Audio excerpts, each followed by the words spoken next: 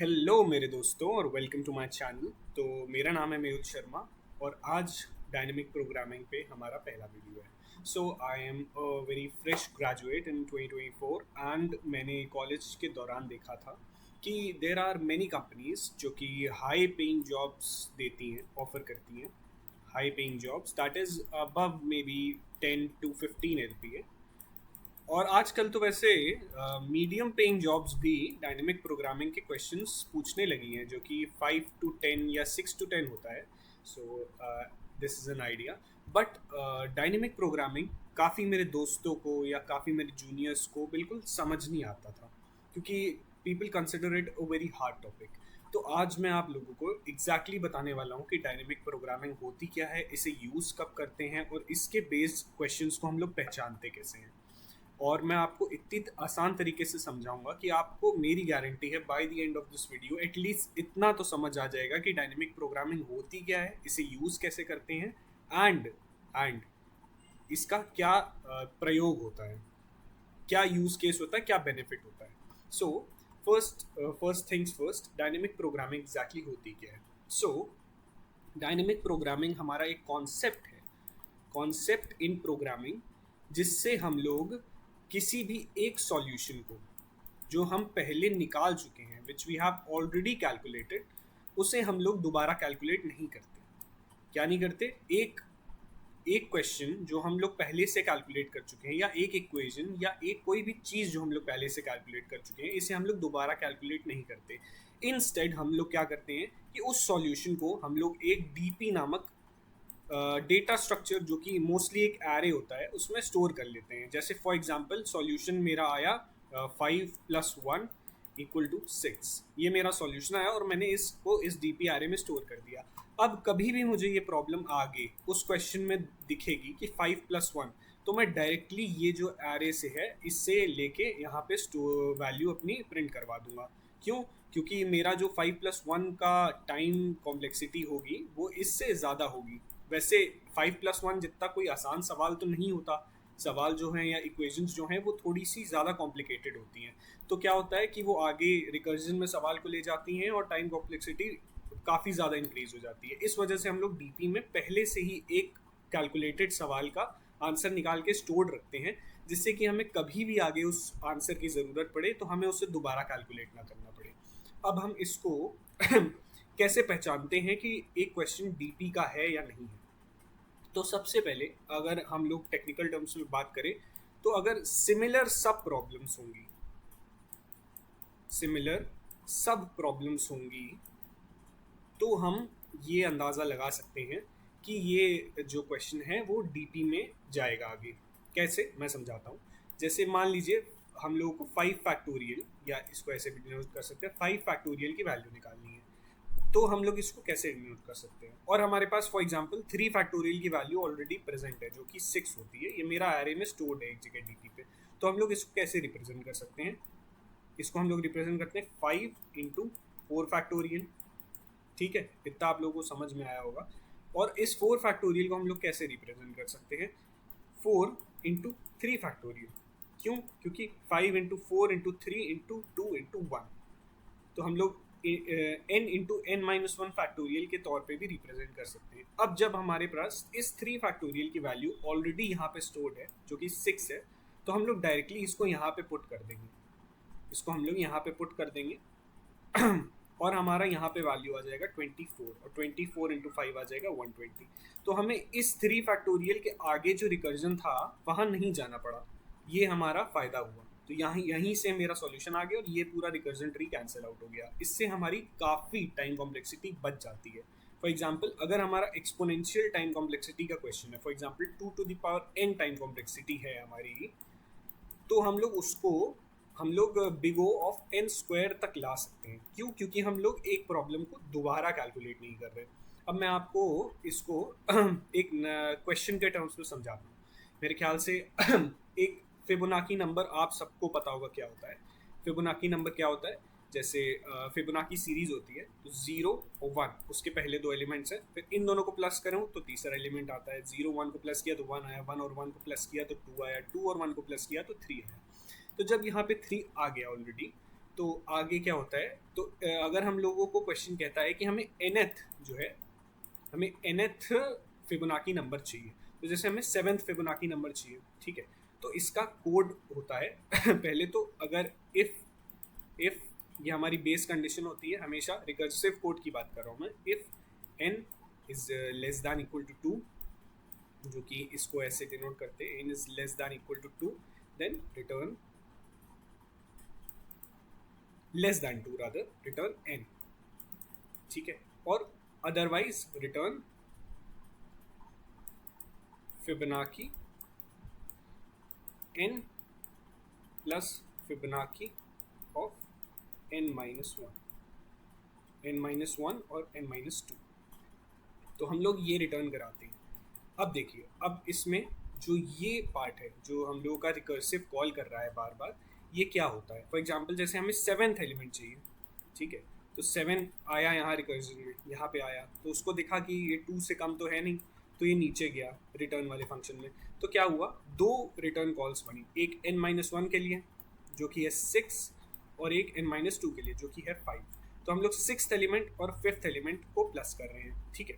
अभी चलिए, अब हम लोग खाली एक काम करते हैं, लेफ्ट ट्री पे फोकस करेंगे, हम लोग राइट ट्री को थोड़ी देर के लिए भूल जाते हैं, मतलब ये वाले ट्री को, ये वाले ब्रांच को थोड़ी देर के लिए भूल जाते हैं, हम लोग सिर्फ इस ब्रांच पे कॉन्सेंट्रेट करते हैं, ठीक है। तो अब आगे क्या होगा कि अब ये जो 6 आया, अब ये दोबारा इधर आएगा, यहाँ पे 6 आएगा, तो ये देखेगा ये भी 2 से कम नहीं है, ठीक है, तो फिर ये यहाँ पे ये एग्जीक्यूट नहीं होगा स्टेटमेंट, यहाँ पे मैं ब्रैकेट लगा देता हूँ, ये एग्जीक्यूट नहीं होगा स्टेटमेंट, फिर ये यहाँ पे रिटर्न स्टेटमेंट में जाएगा, तो इसको दिखेगा कि हम लोगों को दोबारा रिकर्सिव ट्री को कॉल करना है, तो ये क्या कॉल करेगा 5 को, और ये कॉल करेगा 4 को, ठीक है। वैसे ही ये आगे कॉल करेगा 4 को, ये आगे कॉल करेगा 3 को, इसको आगे कॉल करेगा 3 को, और ये आगे कॉल करेगा 2 को, ठीक है। फिर हम लोग यहाँ आते हैं, ये 3 को कॉल करेगा, ये 2 को कॉल करेगा, ये 2 को कॉल करेगा, और ये 1 को कॉल करेगा, वैसे ये 2 को कॉल करेगा और ये 1 को कॉल करेगा, और ये 1 और 0 को कॉल करेगा, इन दोनों केस में रिटर्न हो जाएगी वैल्यू, तो इसकी वैल्यू आ जाएगी 2 की। उसके बाद अगर 2 की वैल्यू आ गई और इस ये भी 1 0 रिटर्न करेगा, तो अब देखिए एग्जैक्टली क्या होता है, मैं पूरा ट्री बना के आपको नहीं समझाना चाहता हूँ मैं बस आपको एक एग्जांपल दे रहा हूँ। जैसे यहाँ से मान लीजिए हमने दोनों वैल्यू ले ली और यहाँ पे रिटर्न करा दी, वैसे तो हम हमेशा लेफ्ट ट्री में पहले जाते फिर राइट ट्री में आते, बट मैं आपको सिर्फ एग्जांपल के लिए बता रहा हूँ कि हमें यहाँ पे 2 मिला, हमने ये 1 और 0 इन दोनों ने रिटर्न कर दी, 1 और 0 प्लस हो गया, वो 1 हो गया, सेकेंड एलिमेंट हमारा 1 आ गया, उसके बाद ये 1 + 1 हो गया, तो ये हमारा थर्ड एलिमेंट आ गया जो कि फिर दोबारा 1 है। इन दोनों ने 1 रिटर्न किया, इन दोनों का मैक्सिमम 1 है, ठीक है।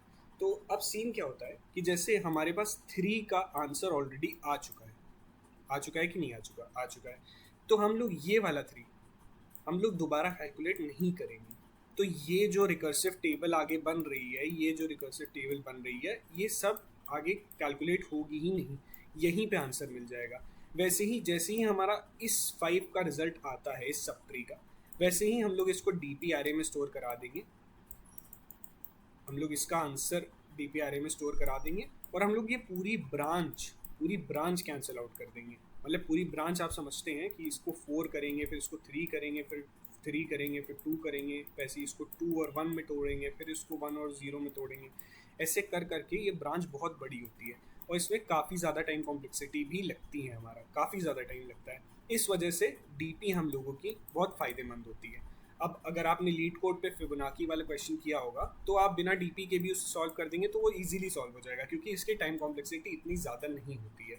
बट अगर यहीं पे मान ले कि हमें 80 का मिला, ठीक है, मान लीजिए 80 हमें फिबोनाची नंबर चाहिए, अब हम इसको 79 में तोड़ेंगे और 78 में तोड़ेंगे, फिर जब 78 और 77 में तोड़ेंगे, तब हम लोग मान लीजिए इसको भी एक बार कैलकुलेट करते हैं, इसको भी एक बार कैलकुलेट करते हैं, फिर इसका जो 77 आएगा, इसको 77 में तोड़ा और 76 में तोड़ा, फिर हम लोग इसको भी कैलकुलेट करेंगे, इसको भी कैलकुलेट करेंगे, तो हम लोगों का सोचिए कितना ज़्यादा टाइम लगेगा।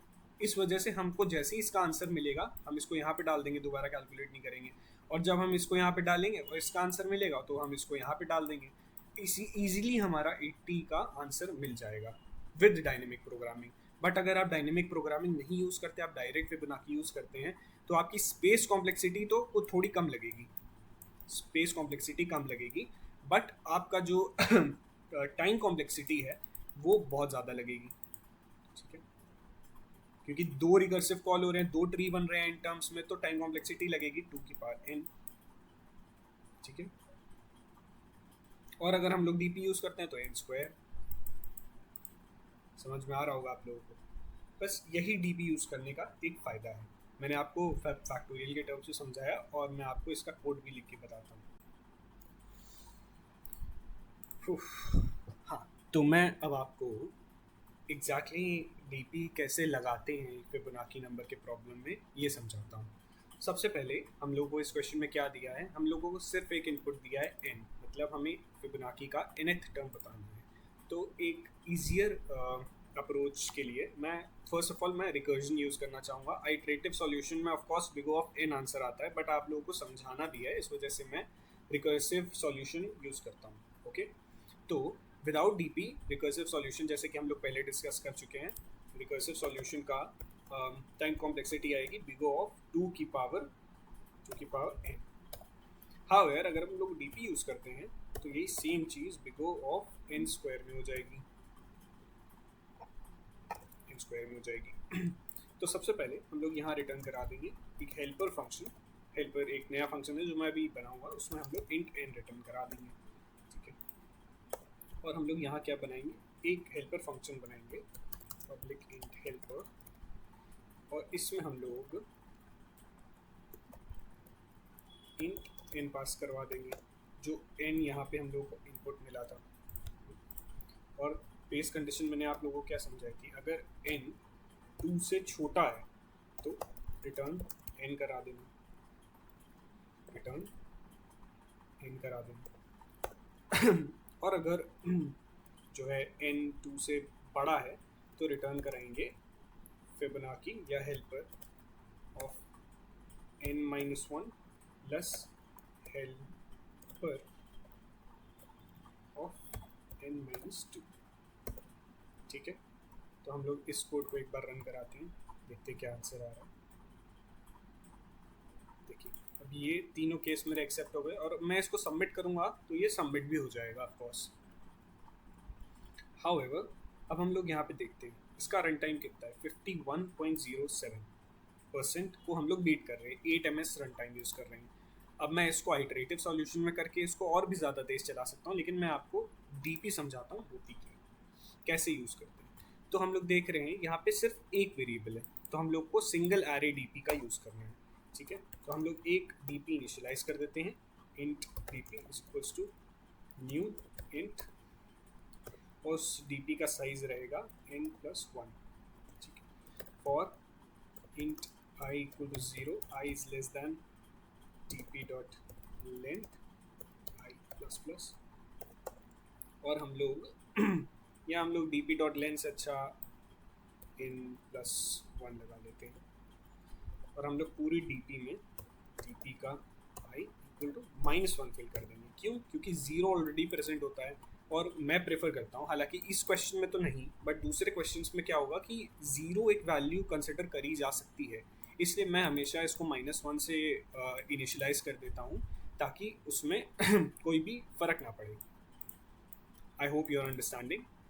क्या होता है कि जैसे फॉर एग्जांपल मान लीजिए कि अगर हमारे पास डीपी है, ठीक है, और उसका इंडेक्स है, इंडेक्स आई है, ठीक है, और उस पर -1 वैल्यू है, तो इससे हमारे क्वेश्चन को पता चल जाता है कि इस समय मतलब ये वाला जो आई है ये है हमारा क्वेश्चन, ये हमारी इक्वेशन। जैसे मान लीजिए फिबोनाची ऑफ 5, तो ये आई की जगह 5 हम लोग डाल देंगे। आप लोगों को आई होप इतना समझ में आ रहा होगा। तो जैसे ही अगर हम लोग इस पर आई की वैल्यू डालेंगे तो यहाँ कोई वैल्यू रिटर्न होगी जो इस इंडेक्स पे प्रेजेंट होगी। अगर हम लोग 5 डालते हैं और -1 रिटर्न होता है, जो कि मैंने पहले से इनिशियलाइज करके रखा है, मतलब 5 is not solve yet, 5 is not solve yet. हालांकि अगर इसमें कोई भी और वैल्यू -1 के सिवा रिटर्न होती है, फॉर एग्जांपल हम लोग ले लेते हैं 120, मतलब 5 हम लोग ऑलरेडी सॉल्व कर चुके हैं, 5 इज सॉल्व। क्यों? क्योंकि अगर 120 है मतलब -1 नहीं है, इसका ये मतलब हुआ कि जो हम लोगों ने इनिशियलाइज किया था हम लोगों ने उसको एक बार चेंज किया है, और चेंज हम लोग उसको तभी करेंगे जब हम लोग उसको एक बार सॉल्व कर चुके होंगे। ठीक है, तो इधर हम लोग इधर डीपी भेजते हैं, इधर हम लोग उसको रिसीव करते हैं इंट dp। ऑलराइट। तो सबसे पहले क्या करना है कि जहाँ जहाँ आपने रिटर्न लगाया है तो वहाँ वहाँ हम लोग dp का n इक्वल टू n ये हम लोगों ने रिटर्न करा दिया, और यहाँ पे भी हम लोगों ने एक वैल्यू लगा दी dp का n इक्वल टू हेल्पर। ठीक है, तो इससे क्या हुआ कि ये एक तो ये रिटर्न भी हो गया और फिर हमारे डीबी में स्टोर भी हो गया। वैसे ही यहाँ पे भी ये रिटर्न हो गया और हमारी डीबी में स्टोर भी हो गया।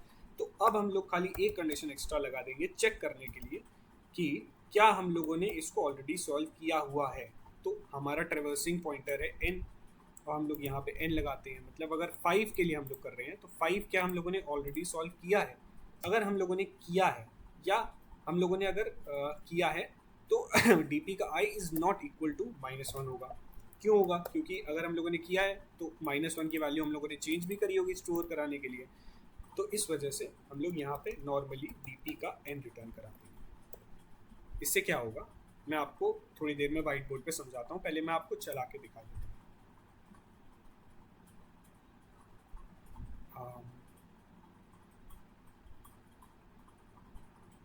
ओह सॉरी, यहाँ पे मैंने dp को तो भेजा ही नहीं दोबारा।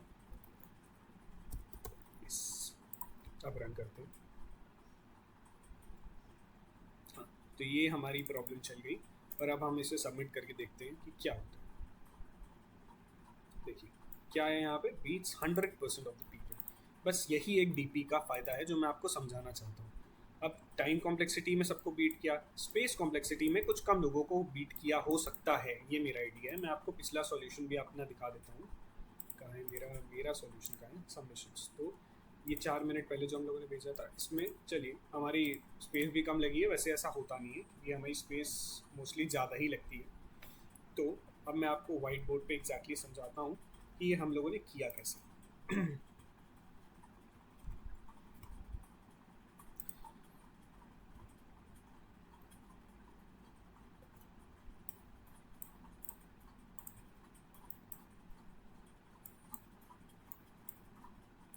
तो सबसे पहले हम लोगों की सबसे इंपॉर्टेंट लाइन क्या है, dp जो हम लोगों ने एक एरे इनिशियलाइज किया, वो मैं एक्सपेक्ट करता हूँ कि आपको समझ में आ गया होगा।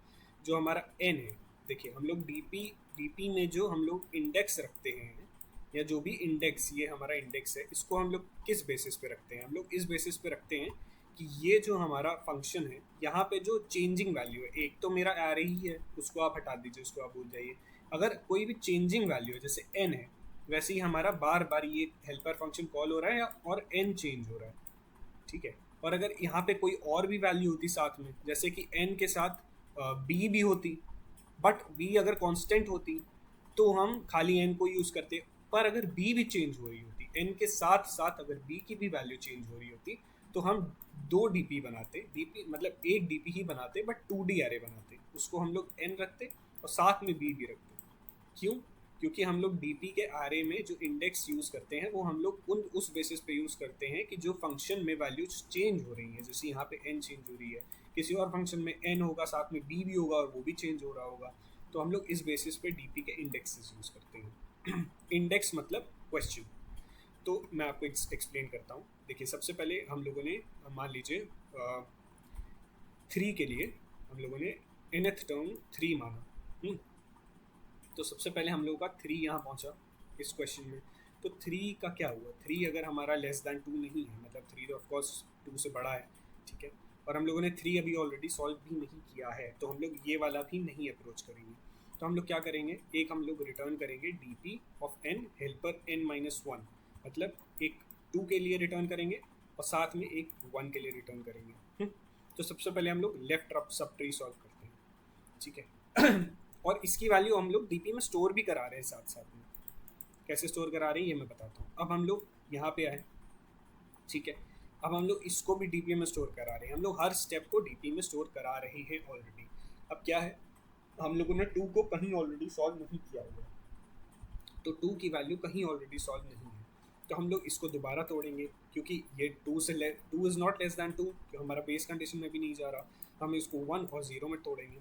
फिर हम लोग dp में 1 और 0 दोनों को स्टोर कर लेंगे। क्यों? क्योंकि यहाँ पे भी हमारा dp n equal to n लिखा हुआ है। फिर हम लोग इसको आगे कुछ नहीं करेंगे क्योंकि हमारे डीपी में ये वैल्यू ऑलरेडी प्रेजेंट है। वैसे ही हम लोग इस यहाँ पे आए, ठीक है, दोबारा से। तो हम लोग फिर यहाँ पे हम लोगों ने 2 की वैल्यू स्टोर करी जो हम लोग को इन दोनों से मिली थी। फिर यहाँ पे डीपी की 2 की वैल्यू भी स्टोर हो गई और डीपी की 3 की वैल्यू में आ गई और 3 की वैल्यू भी स्टोर हो गई क्योंकि 1 की वैल्यू ऑलरेडी हमारे पास थी यहाँ से, या 1 एक बेस कंडीशन भी है तो वहाँ से भी थी। तो 4 हम लोग लेते हैं अब एग्जाम्पल, 3 और 2 में टूटा। तो हम लोगों ने 3 की वैल्यू ऑलरेडी स्टोर करी हुई है और 2 की वैल्यू भी ऑलरेडी स्टोर करी हुई है यहाँ से। तो हम लोग को पास इसकी भी वैल्यू है, इसकी भी वैल्यू है, तो इसकी वैल्यू यहाँ पे आ गई और हमारे पास इन दोनों की वैल्यू है तो हमारे पास 4 आ गया है। और एग्जाम्पल मेरा क्या मतलब था ये समझाने का कि डीपी में हम लोगों ने 2 की वैल्यू पे 2 की वैल्यू पे ऑलरेडी -1 स्टोर कराया हुआ था। और ये कंडीशन हम लोगों ने इसलिए लगाई है चेक करने के लिए कि अगर हम लोगों ने 2 सॉल्व कर लिया है तो ये -1 हम लोग मिटा चुके होंगे और 2 की वैल्यू वहाँ रख चुके होंगे जो कि 1 होगी। तो अगर हमारे पास ये -1 वाली वैल्यू प्रेजेंट नहीं है, इसका मतलब हम लोग क्वेश्चन को ऑलरेडी सॉल्व कर चुके हैं। और अगर हम लोग क्वेश्चन को ऑलरेडी सॉल्व कर चुके हैं तो हम लोग उसको दोबारा कैलकुलेट करने की कोई ज़रूरत नहीं है, ये वाला पार्ट स्किप हो जाएगा क्योंकि यहाँ पे रिटर्न लगा है, ये वाला पार्ट स्किप हो गया। हम लोगों ने दोबारा रिकर्सिव कॉल नहीं करी और हम लोगों ने यहीं से रिटर्न करा दिया, तो उतनी हमारी टाइम कॉम्प्लेक्सिटी बच गई, इसलिए डीपी का ये फ़ायदा है। अब नेक्स्ट पार्ट में मैं आपको थोड़ा और कॉम्प्लिकेटेड क्वेश्चन एलसीएस समझाता हूँ, तब तक आप इसका एक बार प्रैक्टिस कर लेना। और जैसे कि फिबोनाची है वैसे ही एक और क्वेश्चन है ट्रिबोनाची। बस ये है कि फिबोनाची जो होता है 0 1 2 0 1 1 2 और 3 ऐसे होता है, मतलब प्रीवियस टर्म्स का सम होता है, ये प्रीवियस टर्म्स का सम है। बट ट्रिबोनाची क्या होता है, 0 1 1 ये होता है पिछले 3 का सम। वैसे ही यहाँ पे 2 1 1 1 2 मतलब 4, फिर यहाँ पे 3 का सम आ गया मतलब 4 2 6 7 7। तो वैसे ही ट्रिबोनाची में पिछले 3 एलिमेंट्स का सम होता है। तो यहाँ पे रिकर्सिव कॉल में n-2 के साथ n-3 भी आएगा। मैं चाहता हूँ आप लोग एक बार ट्रिबोनाची भी सॉल्व करो यूजिंग डीपी। प्लीज़ रिकर्जन से सॉल्व करिएगा, रिकर्जन बहुत इंपॉर्टेंट टॉपिक है आपका लॉजिक बिल्ड करने के लिए, आपको बहुत अच्छे से चीज़ें समझ में आएंगी। सबसे पहले आपको ये समझना पड़ता है कि हम लोग जो बेस कंडीशन लगाएंगे, मतलब बेस कंडीशन मतलब हमारा जो सॉल्यूशन है उसको रोकना कहाँ पे है। तो हमारी कंडीशन में n- जब भी जैसे ही n2 के अंदर अंदर आता है, क्योंकि हमारा 2 मतलब ये, ठीक है, और हमारा फर्स्ट एलिमेंट और 0th एलिमेंट ऑलरेडी डिटरमाइंड होते हैं, 0 और 1 ऑलरेडी हमको पता होते हैं फिबोनाची में यूज़ होंगे। इस वजह से सेकेंड एलिमेंट के पीछे जो भी एलिमेंट है ये हम लोग पहले से इनिशलाइज करके चलते हैं। तो जैसे n अगर 0 है तो 0 रिटर्न हो गया, n अगर 1 है तो 1 रिटर्न हो गया। तो इसलिए हमारी बेस कंडीशन ऐसी बनती है। उसके बाद बाकी का हम लोगों ने लॉजिक लिखा है, बस हम लोगों ने एक DPRA इनिशलाइज कर दिया है। वैसे ही सेम DPRA एक ट्रिबोनाची के लिए भी इनिशलाइज होगा, खाली एक कंडीशन यहाँ पे बढ़ जाएगी। तो प्लीज़ एक बार इस क्वेश्चन को सॉल्व करके देखें एंड मैं आपको नेक्स्ट पार्ट में मिलता हूँ। Thank you and for watching the video.